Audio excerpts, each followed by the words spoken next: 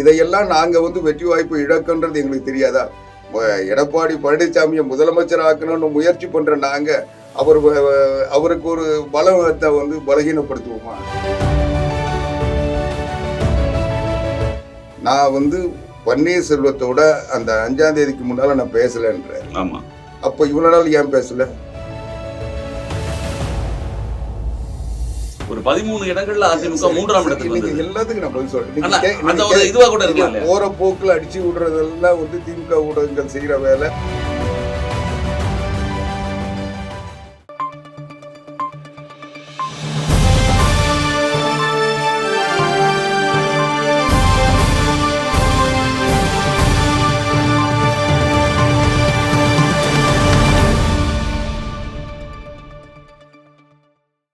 இப்ப என்னன்னா, இப்போ செங்கோட்டையன் அவர்கள் தாவேக்கால இணைஞ்சிருக்காரு. நேற்று கோபிச்செட்டிப்பாளையத்துல பேசும்போது கூட உங்க பொதுச் செயலாளர் பேசும்போது கூட அவரை பற்றி சில விமர்சனங்கள்லாம் வச்சாரு. அதுக்கு அவர் பதில் சொன்னாரு. அவர் என்ன சொல்றாரு அப்படின்னா, அந்த கூட்டம் கோபிச்செட்டிப்பாளையத்துல இருந்து வந்த கூட்டம் மட்டும் கிடையாது, பல்வேறு மாவட்டங்கள்ல இருந்து பேருந்துகள் எல்லாம் திரட்டி கூட்டு வந்த கூட்டம். அவருக்கு உண்மையான கூட்டம் அங்க கூட அப்படின்னு செங்கோட்டையன் சொல்றாரு. ஏன்னா செங்கோட்டையன் அந்த இடத்துல ஒரு வலிமையான ஒரு தலைவர் இருந்ததுனால. வேற என்ன சொல்ல முடியும்? இவர் வலிமையான தலைவர் இல்ல. 2வது, அவரால் அதிமுகவுக்கு எந்த பாதிப்பும் இல்லை. அதனாலதான் அவர் அண்ணா திராவிட முன்னேற்ற கழகத்திலிருந்து இருந்து வெளியேறியவர் இல்ல, வெளியேற்றப்பட்டவர், நீக்கப்பட்டவர். அவரே என்ன சொல்றாரு, எங்க கட்சியில உறுப்பினரை கூட இல்லாம என்ன நீக்கிட்டாங்கிறதுக்கு பிறகுதான் அவர் எங்கேயோ போனாரு. அதனால அவரை பத்தி நாங்க பொருட்படுத்தல. இல்ல, அவரே சொன்னதுல நீக்கிறதுக்கு முன்னால அவர் சொன்னதுல என்ன சொல்றாருன்னா, எல்லாரும் ஒன்றா இருக்கணும், ஒருங்கிணைக்கணும்னு சொல்றேன். ஒருங்கிணைக்கிறது தப்பா? இல்ல நீங்க அதுதான் இப்போ போய் 28 பேரை ஒருங்கிணைக்க போறாரு விஜய் கட்சியில. அதை பத்தி அவர் ஒருங்கிணைக்கிறதுக்குன்னு பிறப்பெடுத்தவர்ன்றதை இப்பதான் நாங்க புரிஞ்சுக்கிறோம். ஆனா இவர் ஒருங்கிணைக்கிறது என்ன செஞ்சாரு நான் கேட்கிறேன். நீங்க இவ்வளவு தூரம் கேட்குறீங்களே, செங்கோட்டையும் பேசுனது தப்பான்னு கேட்குறீங்க. தப்பு தான். அவர் பேச வேண்டிய இடம் எதுனா பொதுக்குழு. கட்சியினுடைய மாவட்ட செயலாளர் கூட்டம் நடக்க சொல்ல அங்கே பேசியிருக்கணும். பொதுச் செயலாளரை தனிப்பட்ட முறையில் போய் சந்திச்சோ இல்லை அலுவலகத்தில் சொல்லியோ பேசியிருக்கணும். ஆனால் பொது வெளியில் பத்திரிகையாளர்கிட்ட அவர் இந்த கருத்தை சொன்னது தவறு. அது கட்சியினுடைய கட்டுப்பாட்டை மீறிய செயல். அதை யார் செஞ்சாலும் அனுமதிக்க மாட்டோம். அதனால் அவர் செஞ்சால் அனுமதிக்கல. 2வது நான் கேட்குறேன், இவங்க எப்போ நீக்கப்பட்டாங்க? முந்தினத்து நீக்கப்பட்டாங்களா? இவர் நேத்து பேட்டி கொடுக்குறாரு. 2 வருஷமா 2 வருஷமாச்சு. 2 வருஷமா அல்ல, இவங்க சொல்றேன். ஓபிஎஸ் முன்னாலே சசிகலாவை நீக்கி அது பல வருஷம். சரி, அந்த பொதுக்குழுல இப்போ செங்கோட்டை இருந்தாரா? நீக்கிற பொதுக்குழுல செங்கோட்டை இருந்தாரா? ஆமா, இருந்தார்ல அவரு. அப்ப தெரியாதான்னு கேக்குறேன். நீக்கப்பட்ட செய்தி அவருக்கு தெரியாதான்னு. அவர் சசிகலா மட்டும் சொல்லல, ஓபிஎஸ் சொல்றாரு, தினகரன் எல்லாரும் சொல்றாரு. தென் மாவட்டங்கள்ல ஒரு வலுவான இருக்கணும்ங்கிறதுக்காக நீங்க சொல்றதுக்கு நான் பதில் சொல்றேன். ஏன்னா நீங்க எங்க நலன்ல அக்கறையா இவ்வளவு கேள்வி கேட்கறது எனக்கு நல்லது. ஆனா இதையெல்லாம் நாங்க வெற்றி வாய்ப்பு இழக்குன்றது எங்களுக்கு தெரியாதா? எடப்பாடி பழனிசாமியை முதலமைச்சர் ஆக்கணும்னு முயற்சி பண்ற நாங்க அவருக்கு ஒரு பலத்தை பலகீனப்படுத்துவோமா? அது இல்ல. அதனால 2வது, நீங்க கேட்ட கேள்விக்கு நான் சொல்லிடுறேன். பன்னீர்செல்வத்தை நீக்கும் போது பொதுக்குழுவில் 4 பேர் நீக்கப்பட்டாங்கல்ல. வைத்தியலிங்கம், மனோஜ் பாண்டியன், ஜேசிடி பிரபாகரன். 4 பேரை நீக்க சொல்ல அந்த பொதுக்குழுல செங்கோட்டை இருந்தாரா இல்லையா? இருந்தாரு. நேற்றைக்கு நீங்க சொன்ன செங்கோட்டையன் பேட்டியில் என்ன சொல்றாரு, நான் பன்னீர்செல்வத்தோட அந்த 5ஆம் தேதிக்கு முன்னால நான் பேசலன்றாரு. ஆமா. அப்ப இவ்வளவு நாள் ஏன் பேசல சொல்லுங்க. நான் தொடர்பு கொண்டதே கிடையாது. அதுக்கப்புறம் தான் பேசுறேன். அப்போ அவரை நீக்கிறது இவர் சம்மதத்தோட இவரே பல பேட்டிகள் கொடுத்திருக்காரு, பல இடங்களை பேசியிருக்காரு. நீங்க சொல்றது சரி. ஆனா அவர் நினைக்கிறாருன்னா, இல்ல ஒருவேளை அதிமுக ஒன்றாக இணைந்திருந்தால் சென்ற தேர்தல்ல பல மாவட்டங்கள்ல தோல்வி வந்திருக்காது. ஒரு 13 இடங்கள்ல அதிமுக 3ஆம் இடத்துக்கு வந்தது. எல்லாத்துக்கும் நான் பதில் சொல்றேன். இதுவா கூட இருக்கலாம். போற போக்குல அடிச்சு விடுறதெல்லாம் திமுக ஊடகங்கள் செய்யற வேலை. அதனுடைய பிம்பம் பரவி இருக்கிறதுனால வர கருத்து. நான் கேட்கிறேன், 2021 தேர்தல் ஞாபகம் இருக்கா? ஆமா, ஓபிஎஸ் கூட இருந்தாரு. நீங்க அதான் கேட்க வரீங்க. ஓபிஎஸ் கூட இருந்தாரு. ஆனா தினகரன் கூட இல்ல, சசிகலா இல்ல. இப்ப என்ன தினகரன் அவர் தனியா கட்சி நடத்துறாரு. அதான் கேட்கிறேன், தென் மாவட்டத்துல ஒரு வலுவிழந்த நிலைமை ஏற்படுமான்ற ஒரு இதுக்காக கேட்கிறேன். ஏங்க, போன தேர்தலில் திமுக இன்னும் பெரிய மிருக பலத்தோட ஜெயிச்சதுன்னு நினைச்சிட்டு இருக்கீங்களா? 1,92,000 ஓட்டு அதிமுக கூட்டணிக்கு அவங்களுக்கு இருக்க இடைவெளி. அதிமுக ஒன்றும் மிக மோசமான தோல்வி இல்லை. 75 இடங்கள் கூட்டணி, வெறும் 66 இடங்கள். 66 அதிமுக. நான் மொத்தத்துல பாத்தீங்கன்னா கூட ஒரு 3% ஓட்டுல 1.5% இந்த பக்கம் திரும்பி இருந்தா தீர்ந்தது. அவங்க என்னவோ பெரிய மிருகபலமா தென் மாவட்டங்கள்ல வந்து இருக்கிறவங்க அத்தனை பேர் தென் மாவட்டங்கள்ல போட்டியிட்ட தினகரன் ஜெயிச்சாரா? ஓட்டு பிரிச்சாரா? எங்க ஓட்டு ஏங்க நாம் தமிழர் கூட பிரிச்சாங்க. நீங்க யார் ஓட்டு யாருக்கு போச்சுன்னு நீங்க யாருங்க கணிக்கிறது? நீங்க ஒரு 2 வேட்பாளர் போட்டிடுறாங்க, 4 வேட்பாளர் போட்டிடுறாங்கன்னா இவரை பிடிக்காத இருக்கும் கட்சி பிடிக்கும், இவரை பிடிக்கும் கட்சியை பிடிக்காது. அது வந்து ஒரே கட்சியில் இருக்கவங்களே மாத்தி போடுற வாய்ப்புகள் அதிகம். அது வெளியே தெரியறது இல்ல. 2021 தேர்தலில் ஏற்பட்ட மாதிரி 2024 தேர்தல் இருந்திருந்தால் அதிமுக மிக நீங்க இந்த ஓட்டு தினகரனுக்கு என்ன ஓட்டுன்னு கேக்குற. தினகரனுக்கு வந்து அன்னைக்கு தேமுதிக ஒரு எதிர்கட்சியா இருந்து தேர்தலை சந்திக்குது. அந்த கூட்டணியில தினகரன் இருந்தாரு. தினகரன் தனியா சொந்தமா போய் நின்னாரா? தனியா நின்னாரா? தேமுதிக கூட்டணியில தானே போய் அவர் நின்னாரு. நீங்க தேமுதிகவும் தினகரனும் ஒன்னா இருந்து பண்ணாங்க. ஆமா, ஒன்னா இருந்து எத்தனை 2% ஓட்டு வாங்குறதுக்கு ஆளுக்கு 1%. நீங்க சரி இவ்வளவு தூரம் போனாங்கல்ல. அதே அவர் எங்க போய் போட்டிட்டாரு? கோயில்பட்டியில போட்டிட்டாரு. கோயில்பட்டியில ஏன் போட்டிட்டாருன்னா இவர் வந்து இவர் சார்ந்த சமுதாய ஓட்டு மட்டும் இல்ல, தேமுதிகவினுடைய சமுதாய ஓட்டு அங்க அதிகம் இருக்கு. அந்த தொகுதியில வந்து வைகோ தொகுதி பெரிய உடன் அவர் நிற்கிறது. அதுதாங்க அவருடைய கணக்கு வந்து தேமுதிக ஓட்டு தனக்கு கிடைக்கின்றதுனால அவருக்கு கம்யூனலா அவருக்கு ஒரு பேக்கிங் இருக்குன்றதுனால அவர் அங்க போய் நின்னாரு. அவர் வந்து அவங்க சமுதாயத்தை நம்பல. அவர் சமுதாயத்தை நம்பினா எத்தனையோ தொகுதி இருக்கு. அந்த தொகுதியெல்லாம் விட்டுட்டு இவர் தேமுதிகவை போய் நம்பி நின்றார். அவரை போய் நீங்க வந்து ஒரு பெரிய தலைவர் சொல்லிட்டீங்க. அவர் கூட இருந்த அன்னைக்கு போட்டியிட்ட வேட்பாளர்ல எல்லாம் அதிமுக வந்துட்டாங்க. திருச்சி மனோகரன்ல இருந்து நீங்க எடுத்து பார்த்தீங்கன்னா ஒரு 4 பேரை தவிர மற்ற எல்லா வேட்பாளரும் அதிமுக இருக்காங்க. எல்லா பொறுப்பாளர், தலைமை நிலைய செயலாளர், பொருளாளர்னு இவர் யார் யாரை போட்டாங்களோ அத்தனை பேர் அதிமுக இருக்காங்க. அவர் என்ன கட்சி நடத்துறாரு? நான் கேட்கறது, சரி போன தேர்தலில் வந்து தேனியில நாடாளுமன்ற தேர்தலில் போட்டிட்டார்ல, தேனியில ஏற்கனவே வந்து அதிமுகவினுடைய வேட்பாளர் பன்னீர்செல்வத்துடைய பையன் ரவீந்திரநாத் வெற்றி பெற்ற தொகுதி. அதை நம்பி தானே இவர் போய் போட்டிட்டாரு. ஏன் ஜெயிக்கல? எவ்வளவு ஓட்டு வாங்கினாரு? நான் எதுக்கு சொல்றேன்னா, அவர் தனிப்பட்ட ஜெயிக்கிறது வேற, அதிமுகவோட ஓட்டை பிரிப்பது வேற. அதிமுக ஓட்டை பிரிச்சாருன்னு நீங்க எப்படி சொல்றீங்க? அந்த ஓட்டு திமுக ஓட்டு கிடையாது, அதிமுக ஓட்டு தான். நிச்சயமா திமுக ஓட்டு. சரி, இப்போ நீங்க இந்த பக்கம் இப்போ எல்லாருமே திமுக தான் திட்டுறீங்க. அதாவது அவங்க வந்து கம்யூனலா போக சொல்ல அவங்க வந்து கட்சி பார்க்க மாட்டாங்க. அது அதிமுக யாருமே ஒரு ஜாதிய உணர்வோட ஒரு அமைப்போ ஒரு இயக்கமோ இயங்க சொல்ல, அவங்க வேட்பாளரை பார்க்க சொல்ல அவங்க வந்து அரசியல பார்க்க மாட்டாங்க. நம்ம ஆளுன்னு சொல்லி ஓட்டு போடுவாங்க. அப்படி இருக்கு சொல்ல அது அதிமுக திமுகன்றது. நீங்க எப்படி நான் இன்னும் சொல்றேன், சுத்த சுயம்புவான அதிமுகவால் புரட்சி தலைவர் எம்ஜிஆரால் உருவாக்கப்பட்டவர்கள் அல்லது அதுக்கு பிறகு புரட்சி தலைவர் அம்மா வழி நடங்க யாரும் ஜாதிய உணர்வோடு எங்கேயும் செயல்பட மாட்டாங்க, செயல்பட்டதில்லை, செயல்பட போறதில்லை. இவங்க வந்து என்னதான் இவங்க வந்து இன்னைக்கு அவங்களுக்கு ஒரு பின்னடைவு வந்த பிறகு, அவங்களுக்கு ஒரு பாதுகாப்பற்ற நிலை வந்ததுக்கு பிறகு அவங்க அந்த ஜாதியை அவங்க கையில் எடுக்கிறாங்களே தவிர அந்த ஜாதிக்கு இவங்க பொறுப்புல இருக்க சொல்ல என்ன செஞ்சாங்க? இதே ஜாதி இருக்கும்போது ஜெயலலிதா அவர்கள் இருக்கும்போது இவங்க எல்லாருமே இருந்தாங்க. இதே தினகரன் வந்து அந்த இடத்துல போட்டிட்டார் இல்லையா? அப்போ அந்த ஜாதி தெரியலையா? நீங்க ஜாதி நான் இப்ப கூட அவரை ஜாதி ஓபிஎஸ் அவர்களை முதல்வராக்கும் போது சசிகலா அவர்கள் சொல்லி ஒரே சமுதாயம் தானே. இப்ப கூட நான் சொல்லல, நீங்க தான் சொன்னீங்க. என்ன சொன்னீங்க?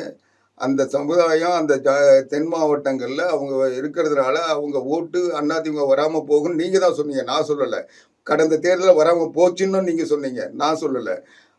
அதனால நான் இன்னும் சொல்றேன், தேவர் சமுதாயம், முக்குலத்தோர் சமுதாயம் அதிமுக பின்னால்தான் இன்னைக்கும் இருக்கு. இன்னைக்கு தென் மாவட்டங்கள்ல அண்ணா திராவிட முன்னேற்ற கழகத்தில் வேட்பாளர்கள் வெற்றி பெற்றவர்கள்ல இன்னைக்கு ஒரு 23-24 பேர் இருந்தாங்கன்னா அதுல 19-20 பேர் முக்குலத்தோர் சமுதாயத்தை சார்ந்தவங்க. நீங்க எதை வச்சு இவங்க பின்னால போனாங்க? இவரே ஜெயிக்கல, ஆனா அதிமுக இப்போ நீங்க ஒரு ஜெயிச்சதே சொல்ல வரல, ஜெயிப்ப சொல்ல இல்லைங்க. அதிமுகவுக்கு பாதிப்பு இருக்கான்னு நீங்க போன தேர்தல்ல 10 ஓட்டுல ஒரு 8 ஓட்டு பிரியுதா, அது பாதிப்பு தானே? இல்லைங்க, நாங்க வந்து அந்த பாதிப்பை வந்து எப்படி சமாளிக்கிறது எங்களுக்கு தெரிஞ்சதுனாலதான் நாங்க எதிர்கொள்றோம். நான் கேட்கறது இவங்க ஒரு தனிநபர்களே தவிர அவங்க பின்னால் அவங்களுக்கு எதையாவது ஒரு காரணம் சொல்லி எதையாவது சொல்லி ஒரு 10 பேரை வச்சுக்கிட்டு இருக்காங்களே தவிர அவங்க வந்து ஒரு கட்சியோ இல்லை ஒரு பலமான அமைப்போ இல்லைன்றது எங்களுக்கு தெரியும். ஏன்னா அவங்களுடைய நாடி துடிப்பு எங்க கையில தெளிவா இருக்கு. அதனால அதை நாங்க பொருட்படுத்தாதப்பவே நாங்க வந்து இப்போ நீங்க இவ்வளவு தூரம் இது பண்றீங்க, இவ்வளவு பண்ணி நாங்க அதிமுக காப்பாத்தி வச்சிருக்கோம். நாங்க ஆட்சிக்கு வரலன்னா எங்களுக்கு என்ன நிலைமை, அதனால எவ்வளவு தொண்டர்கள் பாதிக்கப்படுவோன்றது எங்களுக்கு தெரியுமா தெரியாதா? அப்போ நாங்க வந்து இவங்களை அதாவது நான் இன்னும் கேட்கிறேன், நீங்க பன்னீர்செல்வத்தை வந்து மறுபடியும் சேர்த்தா என்ன நடக்குன்னு எங்களுக்கு தெரியும். தினகரனை சேர்த்தா எங்களுக்கு என்ன தினகரன் இதே 18 பேரை கூட்டிட்டு போய் கவர்னர்கிட்ட நான் எடப்பாடி பழனிசாமியை நாங்கள் தெரியாமல் தேர்ந்தெடுத்தான் வாபஸ் வாங்குறோன்னு சொன்னார்ல, சொல்ல வச்சார்ல. அதை நாளைக்கு செய்ய மாட்டாரு. இவரை கூட கூப்பிட்டு ஒரு நெருக்குதல்ல இப்போ அமைச்சரவை அதே தினகரன் அவங்க எல்லாம் இருக்கும்போது தானே எடப்பாடி அவர்கள் முதல்வராக இருக்கிறாங்க. தினகரன் ஓட்டு போட்டு ஆக்கல. நான் அதை பேசின விரிவா பேச முடியும். நான் எல்லாத்தையும் பேசல. பொதுவாக சொல்லப்படுறது வந்து சசிகலா அவர்கள் தான் முதல்வர் ஆக்கினாங்க. சசிகலா யாருங்க? சசிகலா சட்டமன்ற உறுப்பினர் யாருமே அப்படி கேட்கலையே. நான் சொல்றேன், ஜெயலலிதா அவர்கள் யாருமே சசிகலா யாருன்னு அம்மா கேட்டாங்களே. நீங்க கேட்ட கேள்வி நான் பதில் சொல்றேன். புரட்சி தலைவி அம்மா சசிகலாவையும் அவங்க குடும்பத்தையும் வெளியேற்றுகின்ற போது என்ன சொன்னாங்க?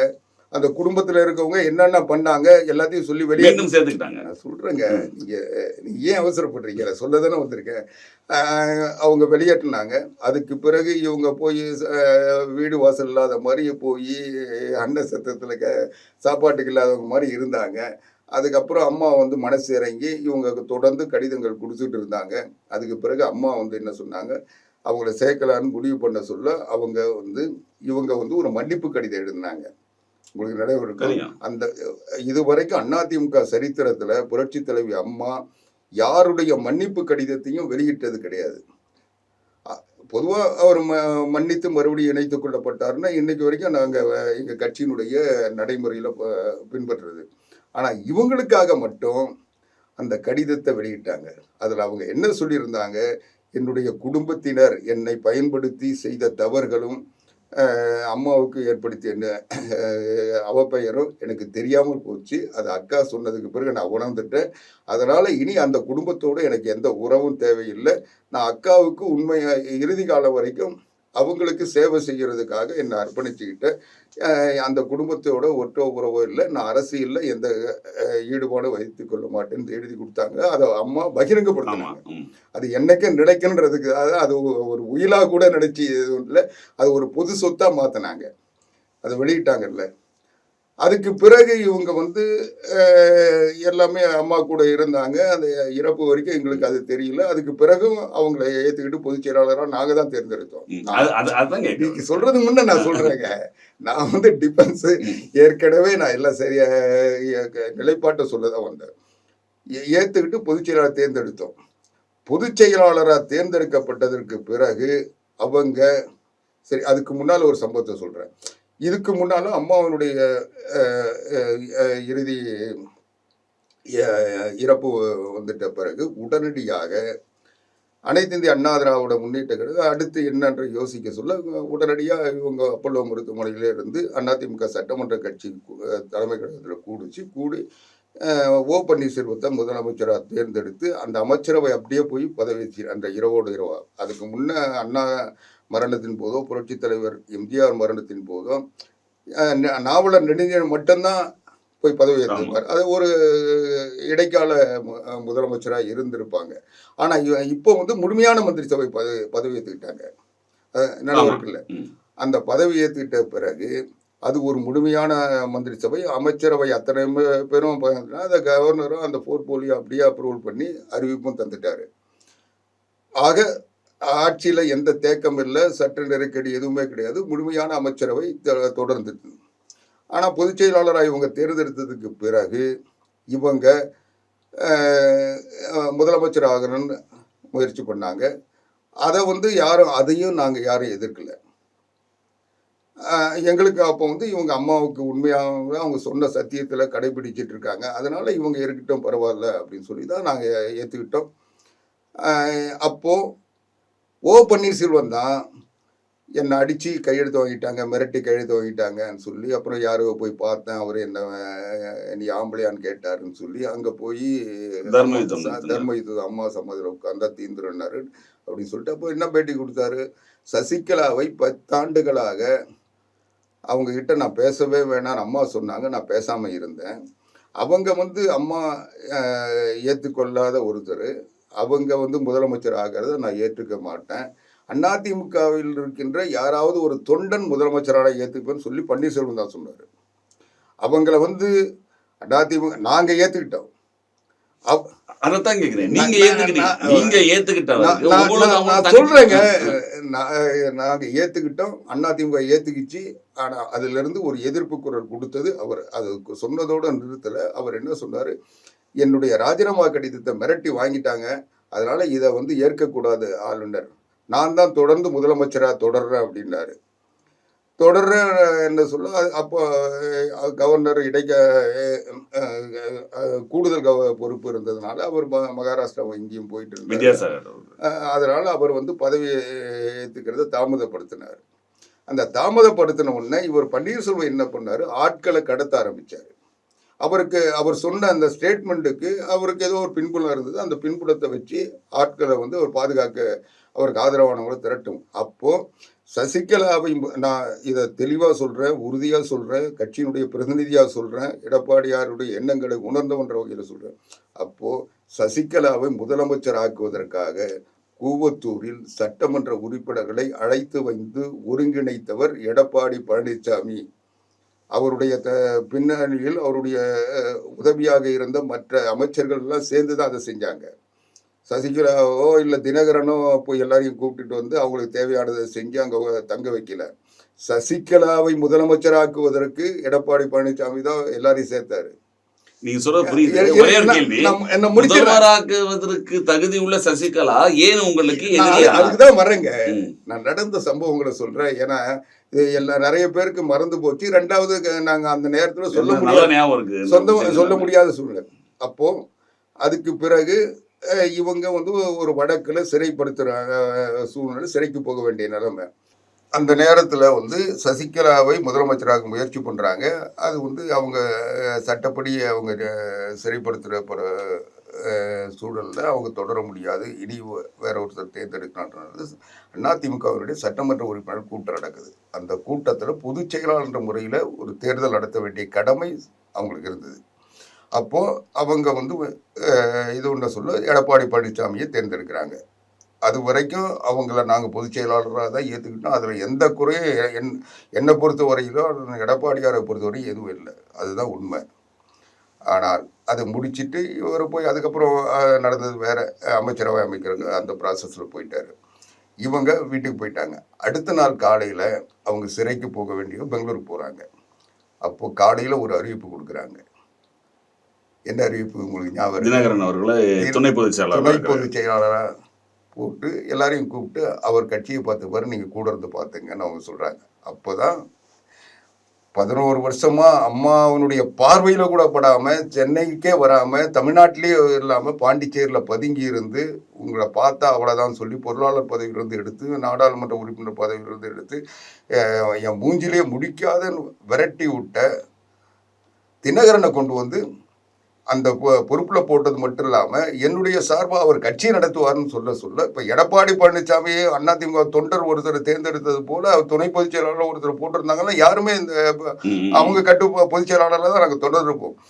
எந்த குடும்பத்தை நான் ஏற்க மாட்டேன், அவங்க தவறு செய்தார்கள் என்பது அக்கா சொன்னதுக்கு பிறகு நான் புரிஞ்சுக்கிட்டேன்னு சொன்னாங்களோ, அந்த குடும்பத்திலே அதிக தவறு செஞ்ச தினகரனை கொண்டு வந்து அம்மா நேரடியாக வந்து எச்சரித்து வெளியே அனுப்பின தினகரனை கொண்டு வந்து அந்த பொறுப்பில் நியமித்தப்போ தான், அதிமுக உறுப்பினராகவே இல்லாத ஒருத்தரை கொண்டு வந்து அதை நியமித்தப்போ தான் நாங்கள் வந்து அவங்களுக்கு எதிரான ஒரு நிலைப்பாட்டை எடுக்க வேண்டிய நிலைமை வந்தது. அதுக்கு பிறகு தொடர்ந்து அவருடைய ஆர்கே நகர் தேர்தல் வந்தது. ஆர்கே நகர் தேர்தலில் தினகரன் தன்னைத்தானே வேட்பாளரை அறிவித்து துணை பொதுச் செயலாளர் முறையில் அறிவிச்சுட்டு அவர் தேர்தல் களத்துக்கு போக சொல்லி எங்களுக்கு ஒரு நெருக்கடி. அந்த பக்கம் பன்னீர்செல்வம் முறையிட்டு தேர்தல் ஆணையம் உங்களுக்கே தெரியும் 2 கட்சியாக மாற்றினாங்க, 2 அணியாக இல்லை. சரித்திரத்தில் எந்த தேர்தலையும் அப்படி இருக்காது. ஒரு கட்சி பிளவுபடாமல் 2 பொதுக்குழு கூடல எதுவுமே இல்லை. ஆனா கட்சியே ரெண்டாக்கி கட்சின்னு 2 சிம்பிளை கொடுத்து 2 பேரை கொடுத்து ஆனா இது இரட்டை இலை சின்னம் முடக்கப்பட்டது. முடக்கப்பட்டு அது நடந்தது. அதெல்லாம் உங்களுக்கு தெரியும். ஆக அப்போதான் எங்களுக்கு வந்து சசிகலாவை வந்து அவங்க வந்து திருந்தல, அவங்க குடும்பத்தை தான் நம்புறாங்க. அதிமுக தொண்டர்களை அவங்க ஏற்கல, அவங்க நம்பல. இவங்கள வந்து அதிமுக தொண்டர்கள் அவங்களுக்கு ஒரு கொத்தடிமையா இருக்கணும்னு அவங்க நினைக்கிறாங்க. 2வது அவங்க பொதுச் செயலாளர் ஆன உடனே அவங்க முதலமைச்சர் பதவிக்கு முயற்சி பண்ணதை கூட நாங்க பெருசா எடுத்துக்கல. ஆனா அவங்க செஞ்ச அந்த நடவடிக்கைகள், அம்மா மாதிரி கொண்டை போட்டுக்கிட்டது, அம்மா மாதிரி ட்ரெஸ் பண்ணிட்டு இந்த வாகனங்கள்ல வந்தது, இதையெல்லாம் வந்து ஒருங்கிணைச்சு தினகரன் பண்ணது, அவங்க துணைவியாரும் சேர்ந்து அதை பண்ணி அவங்கள வந்து ஒரு தவறான வழிகாட்டுது. அந்த குடும்பத்திலிருந்தே ஒரு சிலர் என்கிட்ட அப்பவே பேசினாங்க. அவங்கெல்லாம் நேரடியாக நாங்கள் இன்னும் சொல்ல போனால் மறைந்த சசிகலா அவர்களுடைய கணவர் நடராஜனே சொன்னார், நாம் எப்பவும் போல தூரம் இருக்கலாம், எதுக்கு அங்கே போய் உட்காந்துக்கிட்டு இதெல்லாம் பண்ணிட்டு இருக்கீங்க, என்ன தேவையானதோ அவங்க செஞ்சு தர போகிறாங்க. இன்னைக்கு இருக்கிற நிலைமையில் அந்த கட்சி ஒரு நல்ல நிலையில் வரட்டும், நம்ம போய் அங்கே பண்ண வேணாம், அவனை வெளியே போக சொல்லுங்கன்னு அவர் எத்தனையோ முறை சொல்லியிருக்காரு. திவாகர் சொல்லியிருக்காரு, திவாகர் என்கிட்டே சொல்லியிருக்காரு. இப்படிலாம் எதுவும் நான் சொல்ல, இதையெல்லாம் மீறிக்கிட்டு தினகரன் தான் ஒரு அம்மா காலத்திலேயே அந்த முயற்சியில் இருந்தாருன்றதுனால தான் அம்மா விரட்டி விட்டாங்க. அப்படிப்பட்டவரை கொண்டு வந்து சசிகலா மறுபடியும் அவர்கிட்ட பொறுப்பு கொடுத்ததுனால நாங்கள் அவங்கள புறக்கணிச்சோம்.